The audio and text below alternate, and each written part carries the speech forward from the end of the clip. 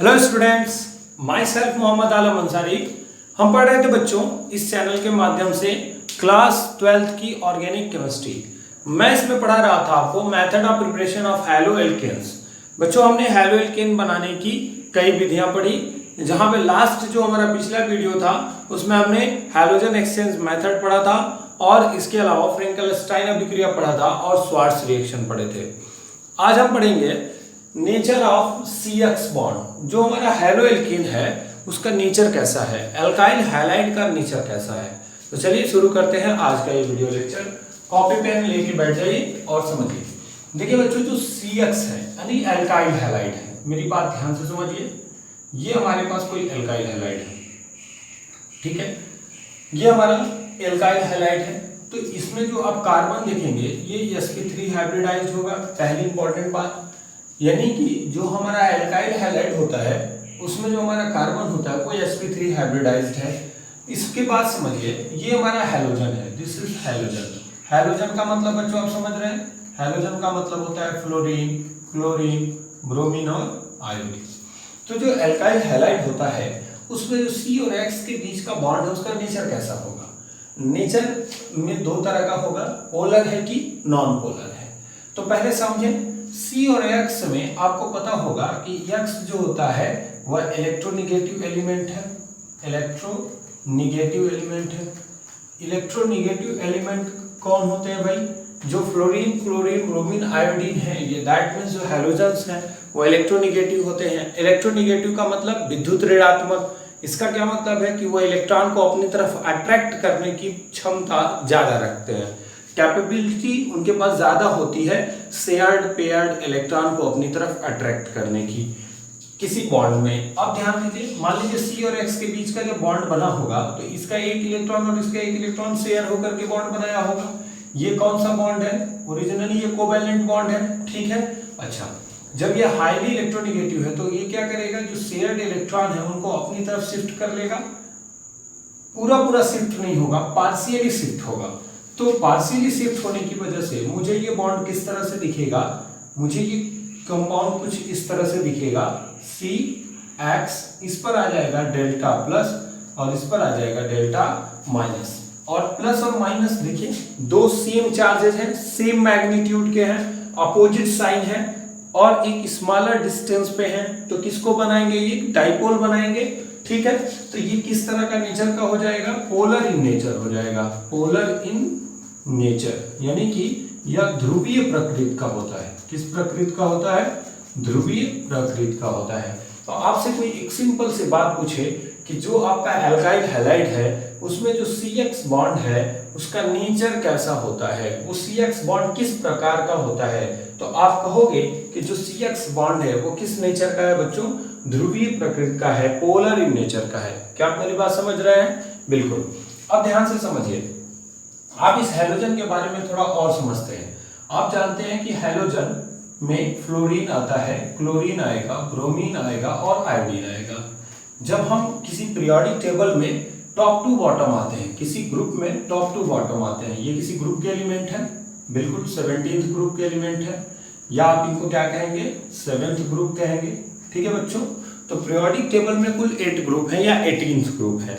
अब यहाँ पे जो 17th ग्रुप के एलिमेंट्स हैं जिनको हम हैलोजन्स कह रहे हैं, इसमें फ्लोरीन, क्लोरीन, ब्रोमीन है और आयोडीन है। जब बच्चों हम जानते हैं कि जब टॉप टू बॉटम आते हैं, कहाँ से? ऊपर से नीचे आते हैं, तो ऊपर से नीचे आने पर साइज क्या होती है? बढ़ती है। आपको ये बहुत अच्छे से पता होगा। अच्छा, साइज बढ़ेगी तो क्या बात होगा? साइज जब बढ़ेगी तो नाभिक से, न्यूक्लियस से आउटर मोस्ट सेल की डिस्टेंस क्या हो जाएगी? बढ़ जाएगी। आउटर मोस्ट सेल से डिस्टेंस की जब डिस्टेंस बढ़ जाएगी न्यूक्लियस से, तो आउटर मोस्ट सेल के इलेक्ट्रॉन को निकालना आसान होगा, यानी कि इलेक्ट्रोनेगेटिविटी डिक्रीज करेगी। तो टॉप टू बॉटम आने पर क्या होगी? इलेक्ट्रोनेगेटिविटी ऑफ हैलोजन क्या होगा बच्चों? डिक्रीजेस, ठीक है। आप मेरी बात समझ रहे हैं? ठीक है। तो मैं ये समझा पा रहा हूं आपको कि जब हम ऊपर से नीचे आ रहे हैं पीरियोडिक टेबल में किसी ग्रुप में, तो ऊपर से नीचे आने पर साइज क्या हो रही है? बड़ी हो रही है। बड़ी होने की वजह से electronegativity of halogen atom decrease हो रहा है, इसकी इलेक्ट्रोनेगेटिविटी डिक्रीज हो रही है, साइज बड़ा हो रहा है। अब ध्यान दें, मान लीजिए कि इस CH3X का हमने बॉन्ड का नेचर समझ लिया, CX बॉन्ड कैसा होगा, पोलर इन नेचर होगा।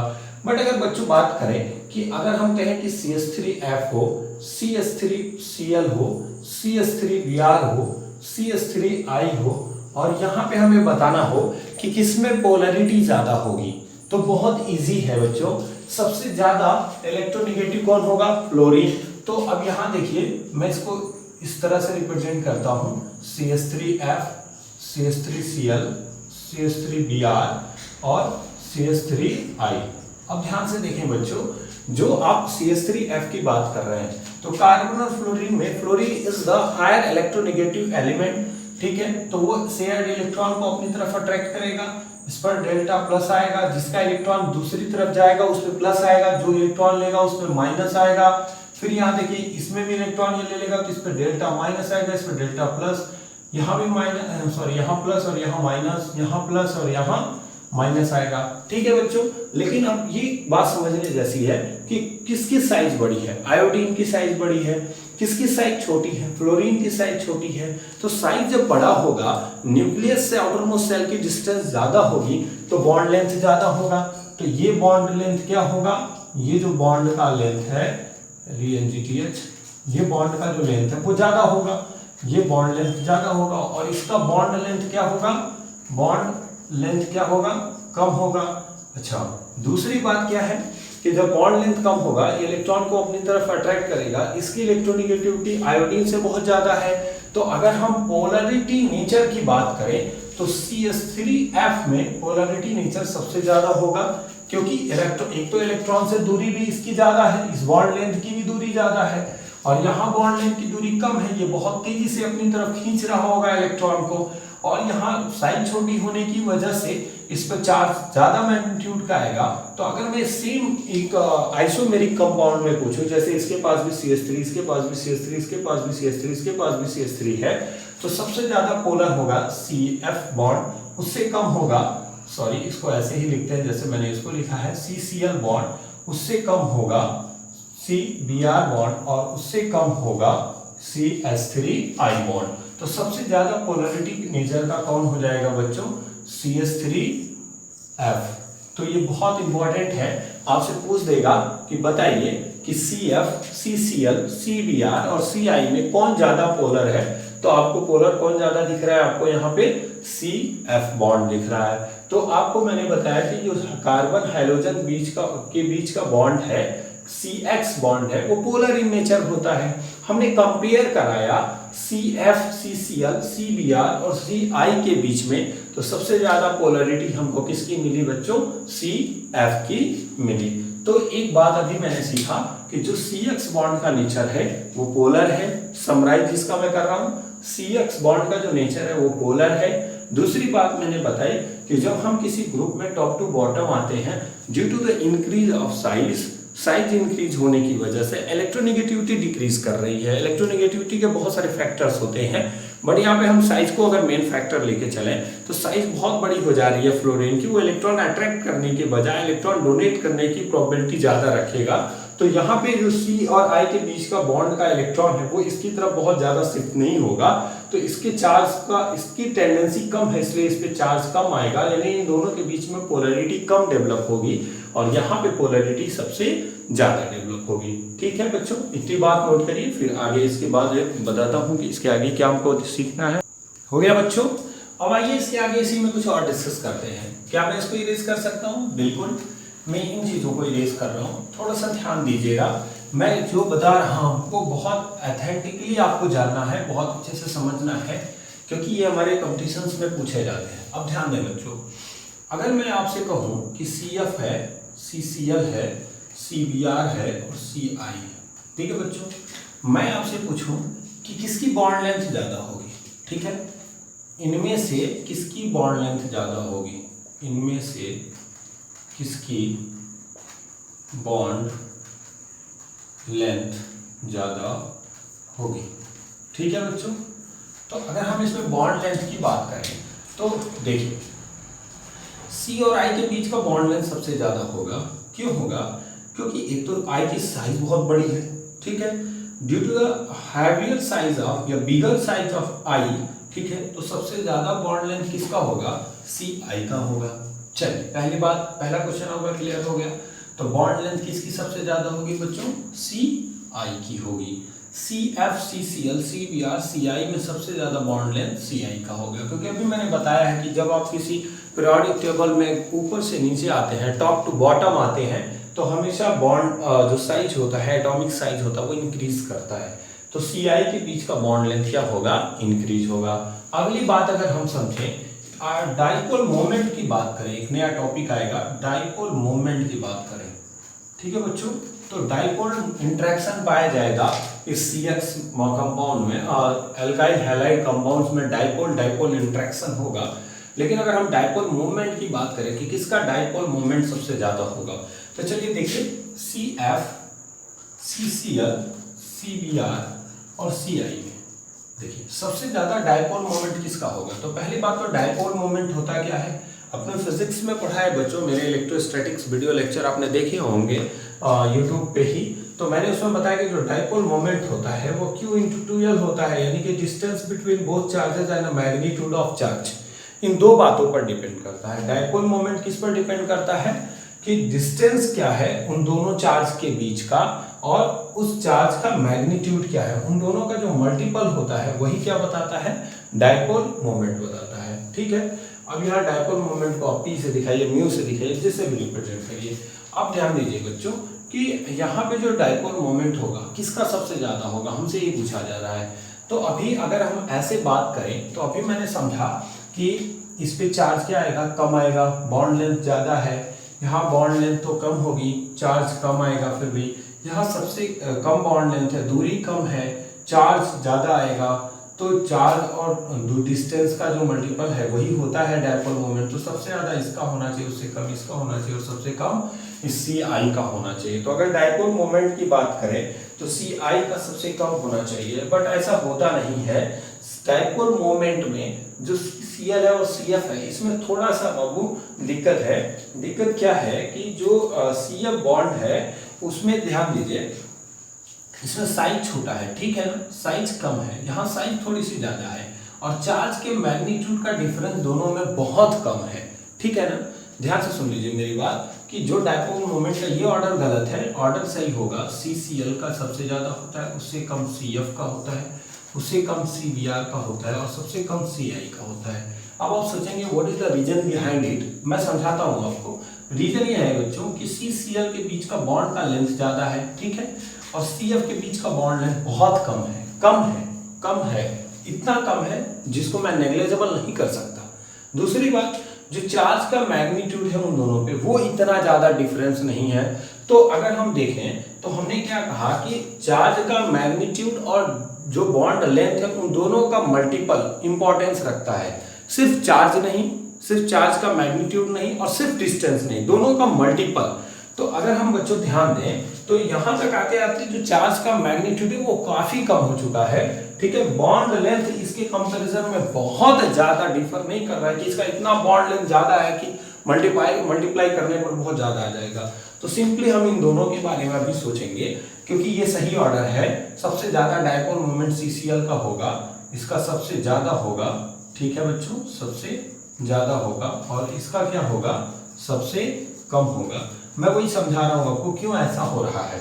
तो मैंने अभी आपको बताया कि जो हमारा CCl है, ठीक है बच्चों, और जो हमारा CF है, इन दोनों में बात समझिए, यहाँ पे बॉन्ड लेंथ ज्यादा है और यहाँ बॉन्ड लेंथ कम है, और जो मैग्नीट्यूड ऑफ चार्ज है उन दोनों में बहुत ज्यादा डिफरेंस नहीं है।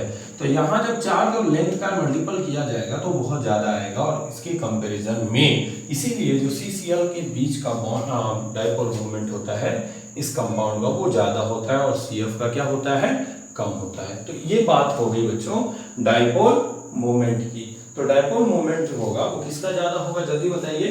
इसका ज्यादा होगा CCl का। तो ये पूछ देगा आपसे, तो आप बता सकते हैं कि किसका डाइपोल मोमेंट ज्यादा होगा? CCl का। अगला बात करते हैं अगर बॉन्ड एंथैल्पी की बात करें, ठीक है। डाइपोल मोमेंट हो गया, आपका यहाँ देखिए बच्चों बॉन्ड एंथैल्पी।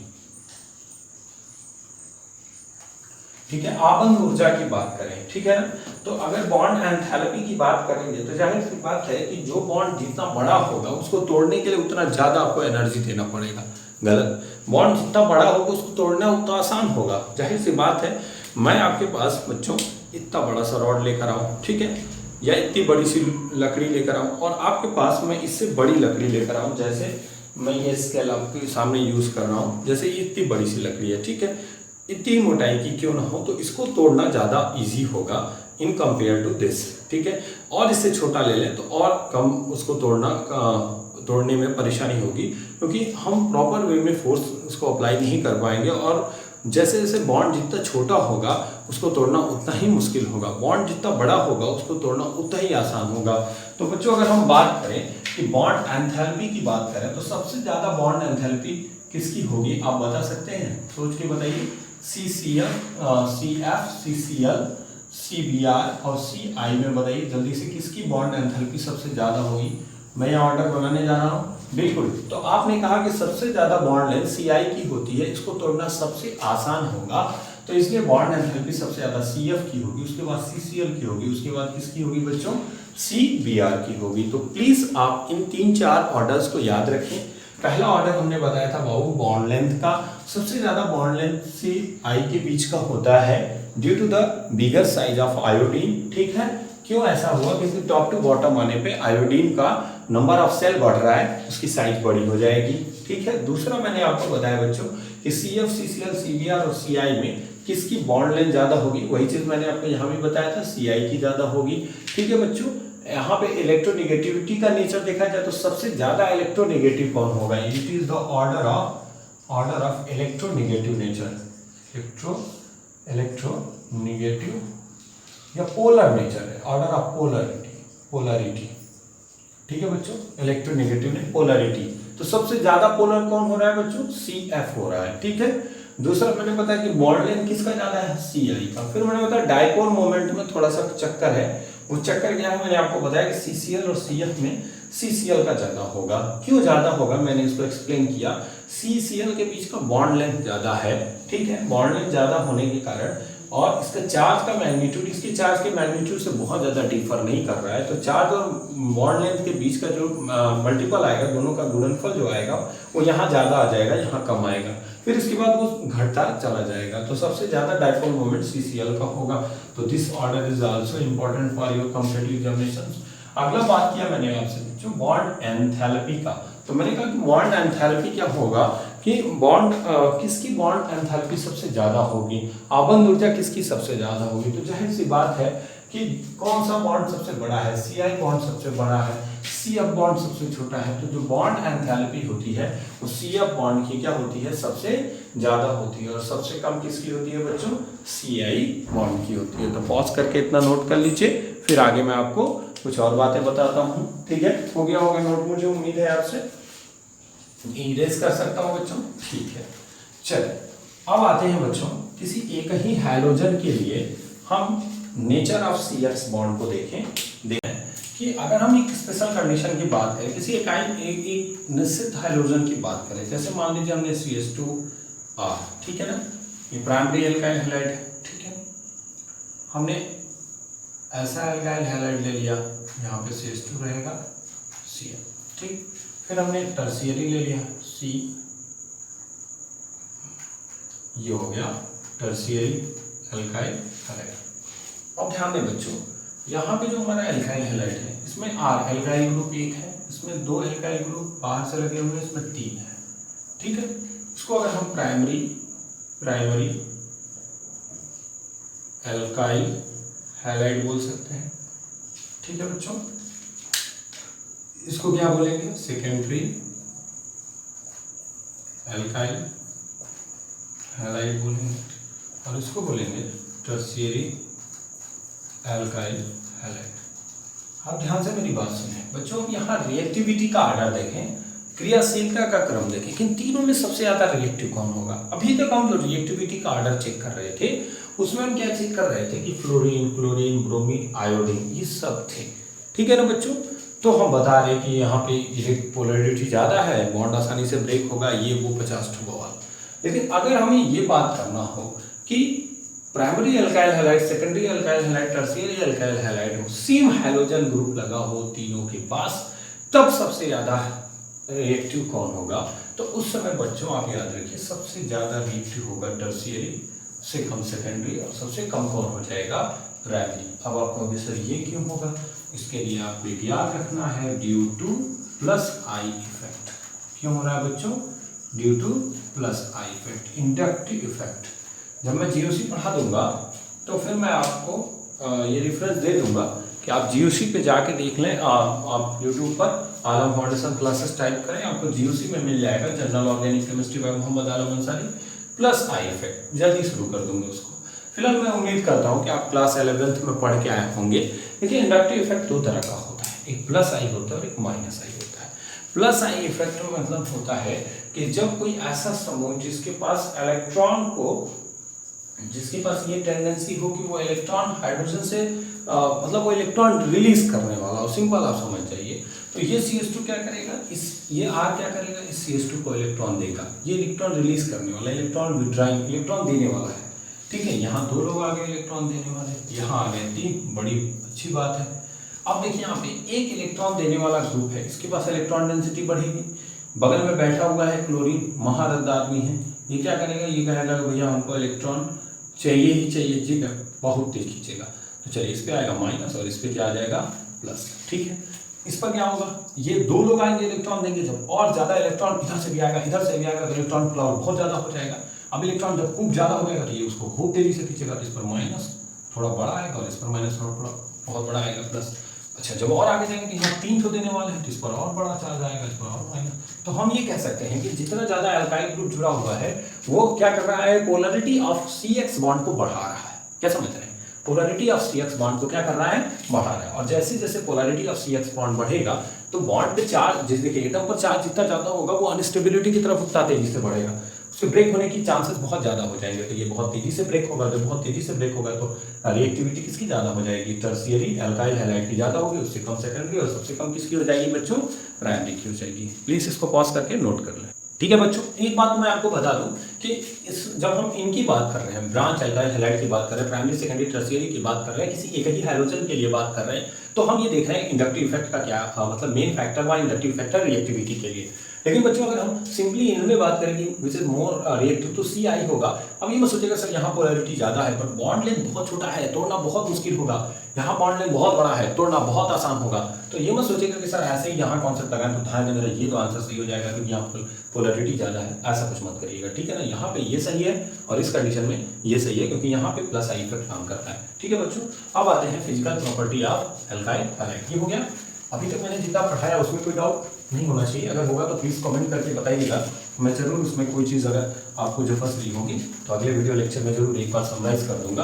अब फिजिकल प्रॉपर्टीज की, किसकी बात करेंगे, फिजिकल प्रॉपर्टीज की। अभी तक हमने क्या देखा बच्चों, हमने देखा कि जो नेचर ऑफ CX बॉन्ड है वो क्या होता है और उसमें बहुत सारे फैक्टर्स की बात की हमने, बॉन्ड एंथैल्पी की बात की, डायपोल मोमेंट की बात की, बॉन्ड लेंथ की बात की, फिर हमने देखा कि रिएक्टिविटी का ऑर्डर क्या होता है, इन सब चीजों की हमने बात की। अब हम देखेंगे फिजिकल प्रॉपर्टीज की बच्चों, कि फिजिकल प्रॉपर्टीज में जो पहला आएगा वह आएगा बच्चों फिजिकल स्टेट। फिजिकल स्टेट, भौतिक अवस्था की अगर हम बात करें तो ध्यान से समझें कि जो हमारा CH3F होता है, मेथिल फ्लोराइड, CH3Cl होता है, CH3CH2Cl होता है, CH3CH2F होता है, यानी कि हम कह सकते हैं एथिल फ्लोराइड जो होता है, इसके साथ साथ मेथिल ब्रोमाइड CH3Br की भी बात करें, इसके साथ अगर हम बात करें क्लोरो फ्लोरो मीथेन की बात करें, तो ये सभी के सभी बच्चों रूम टेम्परेचर पर, these all are at room temperature क्या होते हैं, गैसियस फेज में होते हैं। ठीक है, गैस होते हैं। ठीक है, इसके बाद की बात करें अगर हम, तो जो हम CH3I की बात करें ये हमें लिक्विड फेज में मिलेगा, और इसके बाद अगर हम 18 कार्बन तक की बात करें, इसके बाद जितने 18 कार्बन तक के एल्काइल हैलाइड होंगे, एल्काइल हैलाइड होंगे, इनको छोड़ करके जितना मैंने बोर्ड पे लिखा है, इनको छोड़ करके 18 कार्बन तक के जो भी एल्काइल हैलाइड होंगे वो सभी के सभी बच्चों लिक्विड होंगे, और 18 कार्बन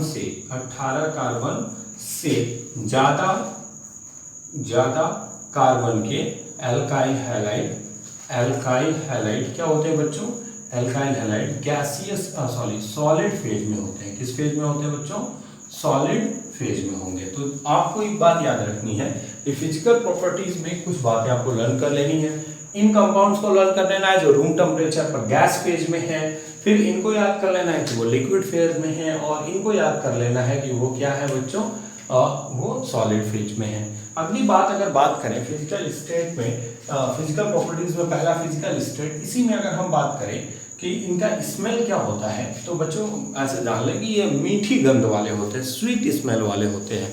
तो अगर मैं इसकी स्मेल की बात करूं, इसकी स्मेल की बात करूं, तो इसका स्मेल क्या होता है, स्वीट स्मेल होता है।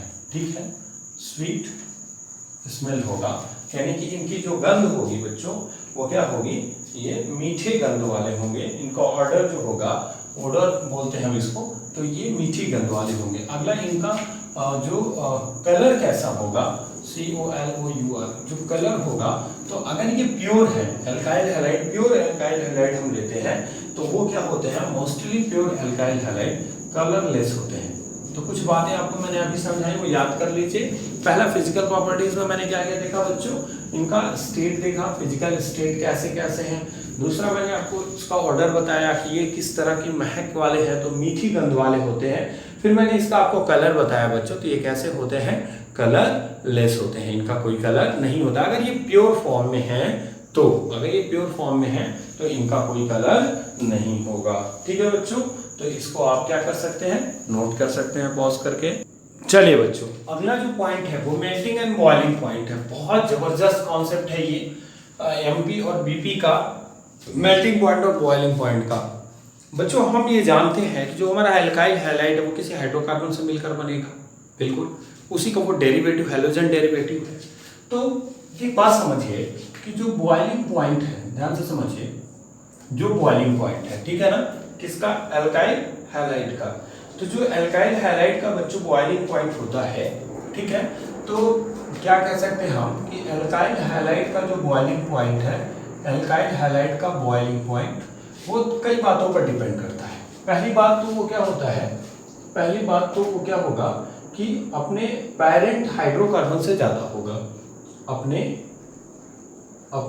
पेरेंट हाइड्रोकार्बन से ज्यादा होगा। ठीक है बच्चों, क्यों ऐसा होगा, जाहिर सी बात है कि जो हमारा एल्काइल हैलाइड है उसका मॉलिक्यूलर वेट ज्यादा होगा, due to higher molecular weight. ठीक है बच्चों, ये तो पहला रीजन हुआ। दूसरा रीजन होगा ड्यू टू पोलैरिटी। ठीक है बच्चों, तीसरा रीजन होगा ड्यू टू वांडर वाल अट्रैक्शन। ठीक है बच्चों, अब ध्यान से समझिए, अगर मैं कोई एल्काइल हैलाइड लेता हूं और उसकी बॉइलिंग पॉइंट का कंपेयर उसके पेरेंट हाइड्रोकार्बन से करता हूं, बहुत सारी कंडीशंस पढ़ाऊंगा मैं, 5-6 कंडीशंस मुझे बतानी है आपको। ऐसा नहीं है कि मैं बस हवा में तीर मार के चला जाऊंगा आज की क्लास में। बच्चों मैं कोशिश करूंगा कि आपको सफिशिएंट आपको मैटर दे सकूं जो मेरे टॉपिक से रिलेटेड हों, जिनको मुझे पढ़ा रहा हूं जो, तो प्लीज़ आप इसको थोड़ा सा लंबा लेंथी मेरा वीडियो लेक्चर हो रहा है, तो प्लीज़ घबराइए मत। ऐसा नहीं है केमिस्ट्री इंटर की, ऐसा नहीं है कि आए और 2-4-10 मिनट में कहानी कह के चले गए। बहुत डीपली और बहुत अच्छे से पढ़ाने के लिए थोड़ा सा वीडियो लेक्चर तो लंबा होगा और आपको पूरा लास्ट तक देखना होगा। अगर आप स्किप करके आगे बढ़ जाओगे तो हो सकता है कि, मैं ये नहीं कहता हूँ कि मैं सबसे बेस्ट मटेरियल दे रहा हूँ, हो सकता है कि आप कुछ बेहतर चीज़ सीखने से वंचित रह जाओ। तो प्लीज़ आप लास्ट तक वीडियो को देखें, देन आपको ये डिसाइड करना होगा कि ये बेहतर था या नहीं बेहतर था। तो अब देखिए, एल्काइल हैलाइड का जो बॉइलिंग पॉइंट है वो अपने पेरेंट हाइड्रोकार्बन से ज़्यादा होगा, ये तो बहुत इंपॉर्टेंट बात है। उसके कुछ रीजंस बताए मैंने। हायर मॉलिक्यूलर वेट होगा, जैसे अगर मैं आपसे कहूँ कि CH4 की बात करें और CH3F की बात करें, तो जाहिर सी बात है आप इन दोनों का मॉलिक्यूलर वेट कैलकुलेट कर लीजिए। CH कार्बन का 12 होगा, हाइड्रोजन का 4, 12-4-16, कार्बन का 12 और हाइड्रोजन का 3, तो 12-3-15 और फ्लोरीन का 18, तो जाहिर सी बात है इसका ज्यादा हो गया। तो अगर मैं इसमें दोनों में बॉइलिंग पॉइंट पूछूं तो बॉइलिंग पॉइंट का ऑर्डर क्या हो जाएगा, ये हो जाएगा कि सबसे ज्यादा CH3F का हो जाएगा CH4 से, तो अपने पेरेंट हाइड्रोकार्बन से वो ज्यादा ही होगा। क्यों ज्यादा होगा? क्योंकि उसके कुछ फैक्टर्स काम कर रहे हैं। Due to the higher molecular weight काम कर रहा है, ड्यू टू द पोलैरिटी काम कर रही है, van der Waals force of attraction वहां पे जो है वो भी काम कर रहा है। इसलिए क्या हो रहा है बच्चों कि यहाँ पे उसका बॉइलिंग पॉइंट क्या हो जा रहा है? ज्यादा हो जा रहा है। ठीक है बच्चों, अगर हम बात करें कि दूसरी कंडीशन में, ये तो फर्स्ट कंडीशन हुआ, दूसरी अगर हम बात करें बच्चों कि अपने पेरेंट हाइड्रोकार्बन्स की बात हो गई, अगर किसी एक ही अल्काइल हैलाइड की बात हो, ठीक है ना बच्चों, अगर हम किसी एक ही अल्काइल हैलाइड में बात करें तो ध्यान से समझें कि जैसे मैंने आपसे CH3F की बात की, जैसे मैंने आपसे CH3Br की बात की, जैसे मैंने आपसे CH3Cl की बात तो छोड़ दी, मैंने CH3Cl CH3Br की बात की, मैंने आपसे CH3I की बात की। अब मैंने आपसे पूछा बच्चों कि इसमें सबसे ज्यादा बॉइलिंग पॉइंट किसका होगा। तो अब आप खुद सोचिए कि CH3 सब जगह कॉमन है, बहुत अच्छी बात है, तो वेट किसका ज्यादा होगा? फ्लोरीन, क्लोरीन, ब्रोमीन, आयोडीन में टॉप टू बॉटम आने पर एटॉमिक नंबर इंक्रीज करता है, एटॉमिक वेट भी इंक्रीज करता है। तो साइज इसकी बड़ी है, वान डेर वाल अट्रैक्शन इसमें ज्यादा होगा, इसका मॉलिक्यूलर वेट ज्यादा होगा। ठीक है, पोलैरिटी मानता हूं कि इसका ज्यादा है, बट यहाँ पे साइज ज्यादा, इसका हायर मॉलिक्यूलर वेट ज्यादा फैक्टर काम करेगा, वान डेर वाल अट्रैक्शन ज्यादा काम करेगा, इसलिए मैं कह सकता हूं कि इसका जो होगा वो सबसे ज्यादा बॉइलिंग पॉइंट होगा। तो आप कह सकते हैं कि for isomeric alkyl halide, for isomeric यानी कि सिर्फ हाइड्रोजन चेंज होगा, कार्बन की संख्या चेंज नहीं होगी। और सिमिलर एल्काइल हैलाइड तो जो हमारा CH3I होगा उसका बॉइलिंग पॉइंट क्या होगा? ज्यादा होगा। तो ये हो जाएगा ऑर्डर ऑफ बॉइलिंग पॉइंट। ठीक है, तो आपसे पूछा जाए कि CH3F, CH3Cl, CH3Br, CH3I में सबसे ज्यादा बॉइलिंग पॉइंट किसका होगा, तो आपका आंसर होना चाहिए बच्चों कि जो सबसे ज्यादा बॉइलिंग पॉइंट होगा वो किसका हो जाएगा? CH3I का हो जाएगा, क्योंकि इसका मॉलिक्यूलर वेट क्या होगा? यहाँ पे ज्यादा होगा। ठीक है बच्चों, अब ध्यान दें, अगर हम इसी में बात करें, ये हो गया होगा, नोट कर लिया होगा आपने, चलिए नीचे जगह है मैं लिखता हूँ। तीसरी अगर मैं बात करूँ, ये तो ठीक है, ये तो भाई हाइड्रोजन चेंज हो रहा है। अगर मैं बात करूँ कि जैसे CH3Cl की बात करूँ, CH3CH2Cl की बात करूँ, मैं आपसे CH3CH2Cl की बात करूँ, तो मैंने अब तो हाइड्रोजन नहीं चेंज किया, हाइड्रोजन सेम रखा, बट अब क्या चेंज कर दिया? हाइड्रोकार्बन्स के चेन बढ़ा दी मैंने। यहाँ पे एक हाइड्रोकार्बन लिया, एक कार्बन लिया, यहाँ दो कार्बन लिया, यहाँ तीन कार्बन लिया। तो अब बताइए बच्चों, अब किसका बॉइलिंग पॉइंट ज्यादा होगा? तो जाहिर सी बात है molecular weight is the main factor यहाँ काम करेगा। ठीक है, तो सबसे ज्यादा बॉइलिंग पॉइंट किसका हो जाएगा? इसका होगा, उससे कम इसका होगा, और सबसे कम किसका होगा? CH3I का होगा। तो this is the what? This is the order of boiling point, boiling point. ठीक है, तो अगर बात करता है आपसे किसी पर्टिकुलर एक ही हाइड्रोजन के लिए, बट उसमें कार्बन्स की संख्या डिफरेंट रखता है, तो आपको याद रखना है बच्चों कि वहां पे क्या होगा कि जैसे जैसे आप नंबर ऑफ कार्बन इंक्रीज करोगे, ठीक है, वहां पे क्या हो जाएगा? उसका बॉइलिंग पॉइंट क्या हो जाएगा बच्चों? इंक्रीज हो जाएगा। प्लीज इसको पॉज करके नोट करिए, फिर आगे बताता हूँ। हो गया नोट? ठीक है बच्चों, आपने नोट कर लिया है, यहाँ तक किसी को कोई प्रॉब्लम नहीं है? मैंने आपको क्या बताया sir? Alkyl halide boiling point alkyl halide का क्या बताया आपको कि पेरेंट अपने पेरेंट हाइड्रोकार्बन से ज्यादा होगा। जैसे CH4 CH3F में पूछे तो CH3F का ज्यादा होगा, कुछ रीजन दिए, due to higher molecular weight, due to polarity, due to the van der Waals attraction. ठीक है, और वही काम यहाँ भी करना है हमको। तो CH3I में भले पोलैरिटी कम है, but one der Waals attraction ज्यादा है, मॉलिक्यूलर वेट ज्यादा है, साइज बड़ी है उसकी, तो वान डेर वाल अट्रैक्शन ज्यादा होगा। अगर मैं यहाँ पे सेम हाइड्रोजन ले लूँ, बस कार्बन की चेन बढ़ा दूँ, कार्बन की संख्या बढ़ा दूँ, तो क्या बढ़ता चला जाएगा बच्चों? हायर मॉलिक्यूलर वेट बढ़ेगा। मॉलिक्यूलर वेट बढ़ने के साथ साथ और क्या होगा बच्चों? और इसका वान डेर वाल अट्रैक्शन बढ़ेगा, जिसकी वजह से क्या होगा बच्चों? इनका बॉइलिंग पॉइंट इंक्रीज होगा। ये तो बात हो गई कि एक सिंपल अगर हम एल्काइल हैलाइड लेते हैं तब, ये तीन कंडीशंस की मैंने बात की। चौथी कंडीशन अगर होती है कि अगर हम आइसोमेरिक एल्काइल हैलाइड लेते हैं, मतलब हम ऐसे एल्काइल हैलाइड की बात करते हैं, जैसे देखिए यहाँ पे कि अगर हमारे पास एक इस तरह का एल्काइल हैलाइड हो, ठीक है बच्चों, CH3 CH2 CH2 CH2Cl इस तरह का हो, नॉर्मल ब्यूटिल क्लोराइड ऐसा हो, ठीक है बच्चों, नॉर्मल ब्यूटिल क्लोराइड हो गया। ठीक है, इसके अलावा अगर हम दूसरा बनाए structure CH3 CH CH3 CH2 Cl। ये क्या हो जाएगा बच्चों, ये हमारे पास हो जाएगा आइसोब्यूटिल क्लोराइड, आइसोब्यूटिल क्लोराइड। ठीक है, अगला जो स्ट्रक्चर बनाऊं मैं, तो यहाँ पे CH3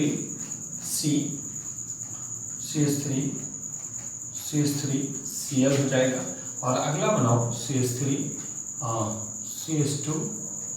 CH3 यहाँ पे मैं Cl लगा सकता हूँ, और एक Cl मैं कहाँ लगा दूँ बच्चों, एक Cl मैं यहाँ लगा दूँ। ठीक है, चलिए इन चारों स्ट्रक्चर्स को देख लीजिए। पहले आप कंफर्म हो लीजिए कि जो मैंने स्ट्रक्चर्स बनाए हैं वो आपको समझ में आ रहे हैं कि नहीं आ रहे हैं। क्या इसमें कोई आइसोमेरिक स्ट्रक्चर सेम दिख रहा है आपको? कुछ तो सेम दिख रहा है मुझे, जैसे ये वाला मुझे सेम गलत लग रहा है, यहाँ पे मैंने गलत किया है। ये कुछ ऐसा ना बना करके हम ऐसे बना लें, CH3 CH2 CH3 यहाँ ला के Cl जोड़ दें। ठीक है, ऐसा भी तो बन सकता है। ये मैं एक हाइड्रोजन हटा दूँ, ठीक है, यानी कि 2 क्लोरो ब्यूटेन हो जाएगा। ये हो जाएगा 2 क्लोरो ब्यूटेन। ठीक है, एक ही स्ट्रक्चर बन जाएगा, और ये क्या हो जाएगा, नियो ब्यूटिल क्लोराइड हो जाएगा। ठीक है, तो ये 4 स्ट्रक्चर्स आपके सामने बने हुए हैं बच्चों। इन चारों स्ट्रक्चर्स को अगर आप ध्यान से देख रहे हो, इन चारों स्ट्रक्चर्स को हम कह सकते हैं कि ये सबके मॉलिक्यूलर फार्मूला सेम है। ठीक है बच्चों, अगर इनके मॉलिक्यूलर फार्मूला की बात करोगे आप, तो मॉलिक्यूलर फार्मूला इन सब का क्या होगा, इन सब का मॉलिक्यूलर फार्मूला जो होगा भाई वो क्या हो जाएगा, C4H। ध्यान दीजिए, 2 2 4 2 6 3 9। ठीक है, यहाँ पे देख लीजिए 2 3 5 1 6, चेक कर लीजिए 3 3 6 1 7 2 9, यस CH9। यहाँ चेक करिए 3 2 5 1 6 3 9। ठीक है, C 1 2 3 और 3 3 6 3 9 और एक क्लोरीन। तो सबके पास जो मॉलिक्यूलर फार्मूला है वो सेम है, तो मॉलिक्यूलर वेट तो गायब हो गया, उसका कॉन्सेप्ट लगा ही नहीं सकते। तो अब यहाँ पे बॉइलिंग पॉइंट किसका ज़्यादा होगा, पहले मुझे ऑर्डर देना होगा। इसको मैं A कह दे रहा हूँ, इसको मैं B कर दे रहा हूँ, इसको C कर दे रहा हूँ, और इसको मैं D कर दे रहा हूँ। बच्चों ध्यान से देखिए कि अगर मैं इन चारों कंडीशंस की बात करूँ, तो इसमें आपको बताना है कि किसका बॉइलिंग पॉइंट ज़्यादा होगा। तो जब आइसोमेरिक स्ट्रक्चर होगा तो अब आपको बताना होगा कि बॉइलिंग पॉइंट का क्या कंडीशन होगा। तो बॉइलिंग पॉइंट के लिए याद रखना होगा कि जिसका बॉइलिंग, जिसमें ब्रांचिंग ज़्यादा होगी, ब्रांचिंग ज़्यादा, तो बॉइलिंग पॉइंट कम, तो बॉइलिंग पॉइंट कम। सिंपल याद रखना है आपको। अगर शाखा ज़्यादा मिलेगा, ब्रांच ज़्यादा मिलेगा, तो वहाँ पे बॉइलिंग पॉइंट कम होगा। अब आपके दिमाग में तुरंत बात खटकेगी कि सर ब्रांचिंग ज़्यादा होने से, जो मैंने यहाँ पे 4 स्ट्रक्चर्स बनाए हैं, इसमें ब्रांचिंग ज़्यादा होने से सर यहाँ पे ब्रांचिंग ज़्यादा हो रहा है, तो क्यों बॉइलिंग पॉइंट घट रहा है, बॉइलिंग पॉइंट के कम होने का क्या कारण है।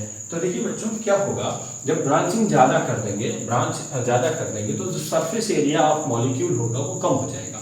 यहाँ देखिए, यहाँ सरफेस एरिया ज़्यादा होगा, ठीक है, यहाँ सरफेस एरिया कम हो जाएगा, मॉलिक्यूल पास सिकुड़ जाएगा ये स्ट्रक्चर। ठीक है, तो जितना ज़्यादा ब्रांचिंग होगा, ब्रांचिंग ज़्यादा होने से क्या होगा, सरफेस एरिया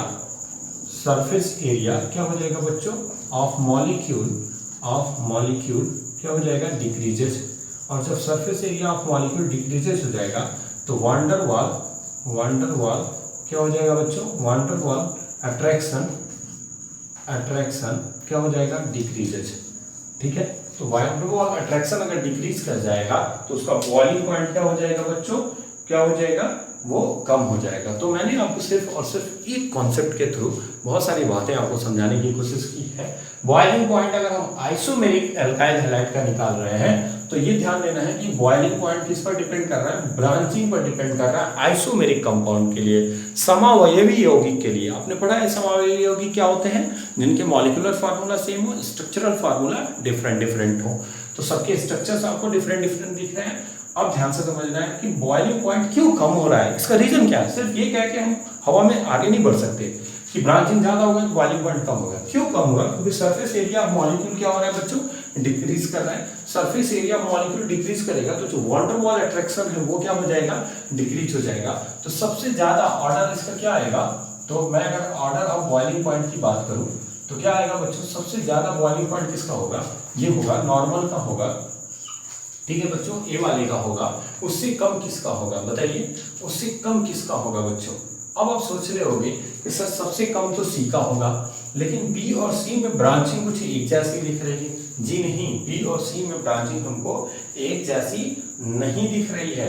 बी और सी में ब्रांचिंग हमको कहाँ ज्यादा दिख रही है, यहाँ पे देखिए एल्काइल हैलाइड हमारा सीधा सीधा यहाँ पे टर्मिनल पे जुड़ा है, यहाँ पे आ गया मेरा इस कंपाउंड पे, यहाँ पे सेकंड नंबर पे आ गया, 2-क्लोरोब्यूटेन पे आ गया। तो हमारा ज्यादा जो हमारा बॉइलिंग पॉइंट होगा वो यहाँ पे होगा, ए के बाद बी आएगा, उससे कम किसका होगा, उससे कम डी का होगा, और सबसे कम किसका हो जाएगा, सी का हो जाएगा।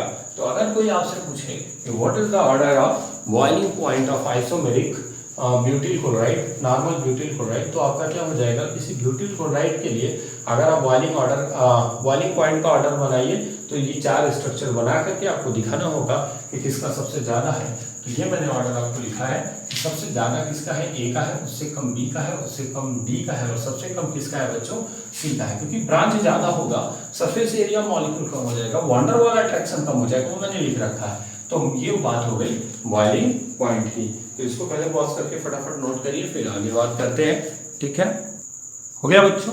अब एक बात यहीं पे समझ लेते हैं, इसको मिटा रहा हूं मैं, इरेज कर रहा हूं। आप ये क्वेश्चन बना सकते हैं, चाहे कुछ भी आप इस पे कंसीडर कर लें, 5 कार्बन की कोई चेन कंसीडर कर लें, फिर बना लें। एक बात अगर मैं आपसे करूं कि जैसे CH3Cl लिखा है या CH3Br लिखा है, कुछ भी ले लीजिए, और मैं आप लिख दूं CH3Br2, फिर मैं लिख दूं CHBr3, फिर मैं लिख दूं CBr4, ठीक है, ऐसे लिख दूं, ठीक है। या आप CH3Cl ले लीजिए तो CH2Cl2 हो जाएगा, CHCl3 हो जाएगा, यहाँ पे CCl4 हो जाएगा। मोस्टली चूंकि इस कंपाउंड को आप ज़्यादा देखते हैं इसलिए मैंने इसको लिख लिया। अच्छा, अब इसमें बॉइलिंग पॉइंट आपसे पूछा जाए तो किसका आंसर सही होगा। खैर सबसे आसान क्वेश्चन है, किसका आंसर सबसे ज़्यादा होगा, किसका बॉइलिंग पॉइंट सबसे ज़्यादा होगा। तो जाहिर सी बात है जो CCl4 होगा उसका बॉइलिंग पॉइंट ज़्यादा होगा।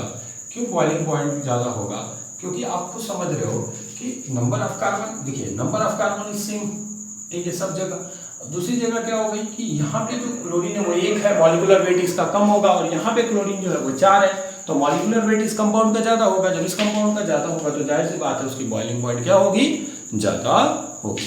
तो चलिए बच्चों, अभी तक मैंने पढ़ा कि बॉइलिंग पॉइंट क्या होगा, अब हम पढ़ेंगे मेल्टिंग पॉइंट। चलिए बच्चों, अब हम बात करेंगे डेंसिटी की,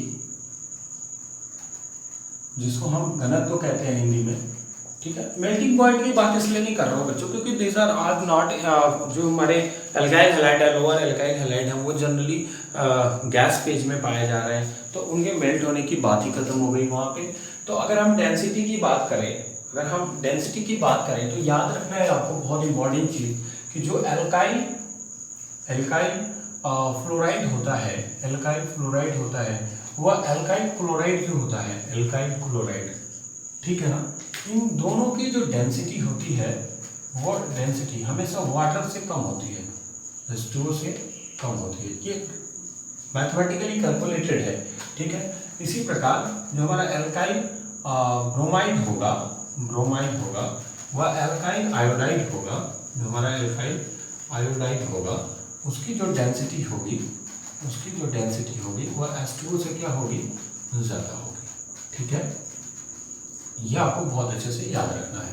तो आपसे अगर पूछा जाए कि CH3F है, CH3Cl है और CH3Br है, ठीक है, और H2O है, तो इसमें सबसे ज़्यादा किसका होगा डेंसिटी, तो आपका आंसर हो जाएगा CH3Br का, क्योंकि मैंने अभी बताया कि एल्काइल फ्लोराइड, एल्काइल ब्रोमाइड और एल्काइल क्लोराइड, एल्काइल आयोडाइड में फ्लोराइड और क्लोराइड की जो डेंसिटी है वो वाटर से क्या है, कम है, और उसके बाद से जो हमारा ब्रोमाइड और आयोडाइड की जो डेंसिटी है क्या है, वाटर से ज़्यादा है। इसके अलावा जो हमारे हायर एल्काइल हैलाइड है, जैसे पॉली एल्काइल हैलाइड, जिसको हम पॉली एल्काइल हैलाइड कहते हैं, पॉली एल्काइल हैलाइड, इनकी भी जो डेंसिटी होती है वो क्या होती है, वाटर से ज़्यादा होती है। पॉली एल्काइल हैलाइड का मतलब बच्चों, जैसे मैं बात करूं CCl4, अगर मैं इसकी बात कर लूं, ठीक है ना, बस CCl4 की मैं बात कर लूं आपसे, तो इसकी जो डेंसिटी होगी वो ज़्यादा होगी इन कंपेयर टू वाटर। बिल्कुल सही सुना आपने, CH3Cl का कम होगा, एल्काइल क्लोराइड का तो कम होगा ही होगा, लेकिन पॉली एल्काइल हैलाइड जो होंगे उनकी जो डेंसिटी होगी वो हमेशा बच्चों क्या होगी, वाटर से ज़्यादा होगी। इस बात को आप याद रखेंगे। तो इसको भी आप पॉज करके क्या कर सकते हैं, नोट कर सकते हैं। अच्छा एक बात और मैं आपको बता दूं यहाँ पे कि अगर हम नंबर ऑफ कार्बन बढ़ाएं, ठीक है ना, नंबर ऑफ कार्बन हम इंक्रीज करते जाएं, जैसे मैं बात करूं कि CH3I की बात कर रहा हूँ, CH3CH2I की बात कर रहा हूँ, कि CH3CH2CH2I की बात कर रहा हूँ, मैं अगर CH3CH2 का होल थ्राइस I की बात कर रहा हूँ तो नॉर्मल, ठीक है। फिर हमने क्या लिया, methyl iodide, ethyl iodide, propyl iodide, butyl iodide. अगर हम इस तरह से क्या करते जाएं कि कार्बन की श्रृंखला बढ़ाते जाएं, कार्बन की चेन बढ़ाते जाएं, तो हम देखेंगे कि किसकी डेंसिटी ज़्यादा होगी। तब भी याद रखिएगा नंबर ऑफ कार्बन इंक्रीज करने के बावजूद भी डेंसिटी किसकी ज़्यादा होगी, CH3I की ज़्यादा होगी, ठीक है। तो यहाँ पर क्योंकि वहाँ सरफेस एरिया बढ़ जाएगा तो सबसे ज़्यादा यहाँ पे क्या हो गया, ऑर्डर ऑफ डेंसिटी हो गया। तो अगर आपसे कोई एक ही हाइड्रोजन हो, बस उसमें कार्बन की संख्या चेन बड़ी हो, ज़्यादा हो, तो वहाँ पे आप बता सकते हैं कि क्या हो जाएगा, कि कार्बन की संख्या बढ़ाने पर एल्काइल हैलाइड का क्या होता है, जो डेंसिटी होती है वो क्या होती है, कार्बन की संख्या बढ़ाने पर घटती है। पॉज करके इसको नोट कर लें। चलिए बच्चों, ये हो गया आपका। एक बात और जान लें, अगर आपको कहीं पे दे दे कि CH3Cl, CH3Br और CH3I, इसमें आपसे पूछ ले कि किसकी डेंसिटी ज़्यादा होगी, तो आप याद रखिएगा CH3I का ज़्यादा होगा, उससे कम CH3Br का होगा, और सबसे कम किसका होगा, CH3Cl का होगा। तो ये हमने बात की डेंसिटी ऑफ एल्काइल हैलाइड की। अब हम पढ़ेंगे बच्चों सॉल्युबिलिटी ऑफ एल्काइल हैलाइड की बात करेंगे कि वो किसमें सॉल्युबल होगा और किसमें सॉल्युबल नहीं होगा। अगर हम विलेयता की बात, अब हम बात करेंगे सॉल्युबिलिटी की, ठीक है, विलेयता की बात करेंगे। तो अभी आपको मैंने बताया बच्चों कि जो हमारा एल्काइल हैलाइड है वो कैसा है, पोलर इन नेचर है, पोलर इन नेचर है, पोलर इन नेचर। और सबसे अच्छा जो गुड सॉल्वेंट माना जाता है वो वाटर को माना जाता है, water is a good solvent, good solvent, ठीक है, ठीक है। तो जब हम पोलर नेचर का है तो इसको जब हम डिजॉल्व करेंगे तो ये किसी पोलर कंपाउंड में ही डिजॉल्व होना चाहिए। तो जब हम देखते हैं कि एल्काइल हैलाइड वाटर में डिजॉल्व होता है कि नहीं, तो वो एल्काइल हैलाइड वाटर में डिजॉल्व नहीं होता है, इनसॉल्युबल है, बहुत ही कम डिजॉल्व होता है, या हम कह सकते हैं कि इनसॉल्युबल है। तो हम क्या कह सकते हैं, alkyl halide insoluble, insoluble in water. तो ये कहाँ सॉल्युबल होगा, जो हमारा एल्काइल हैलाइड होगा वो सॉल्युबल होगा, सॉल्युबल होगा इन CCl4, कार्बन टेट्राक्लोराइड में इसको हम अगर डिजॉल्व करें, ठीक है, तो उसमें ये क्या हो जाएगा, सॉल्युबल हो जाएगा। इसके अलावा ये किस में सॉल्व हो जाएगा, ईथर में सॉल्युबल है, बेंजीन में सॉल्युबल है, इसके अलावा ये पेट्रोलियम में सॉल्युबल है, ठीक है, और भी other organic compounds, other organic solvent में ये आसानी से क्या हो जाएगा, डिजॉल्व हो जाएगा। तो अगर हम बच्चों बात करें कि एल्काइल हैलाइड की बात करें तो वो कहाँ ज़्यादा सॉल्युबल है, तो वो ज़्यादा सॉल्युबल है किसी ऑर्गेनिक कंपाउंड्स में, जैसे CCl4 मैंने लिखा, ईथर लिखा, बेंजीन लिखा, इन सब में वो इजीली क्या हो सकता है, सॉल्युबल हो सकता है। लेकिन अगर हम इसी को बात करें कि ये वाटर में, तो ये वाटर में बहुत अच्छे से सॉल्युबल नहीं होगा। Water is a good, water आपको मालूम होना चाहिए जो वाटर है वो कैसा सॉल्वेंट है, वह पोलर सॉल्वेंट है, और ये बहुत अच्छा पोलर नेचर का, पार्शियल पोलर नेचर का है। तो ये ज़्यादातर CCl4, ईथर, बेंजीन इन सब में डिजॉल्व होने का प्रॉपर्टी रखता है। तो यहाँ तक मैंने आपको बताया आज के क्लास में जो मैंने पढ़ाया वो बच्चों, वो क्या था, फिजिकल प्रॉपर्टीज और नेचर ऑफ CH बॉन्ड। इसके बाद अगले वीडियो लेक्चर में हम पढ़ेंगे केमिकल प्रॉपर्टीज ऑफ क्या, एल्काइल हैलाइड। तो आज आपको जितना पढ़ाया उसको नोट्स बना लीजिए, उसको अच्छे से पढ़ लीजिए। अगले वीडियो लेक्चर में मिलेंगे अगले टॉपिक के साथ। तब तक के लिए आप इसको पढ़ते रहिए और मेरे चैनल को लाइक, शेयर और ज़्यादा से ज़्यादा शेयर करिए और सब्सक्राइब कर दीजिए। Thank you.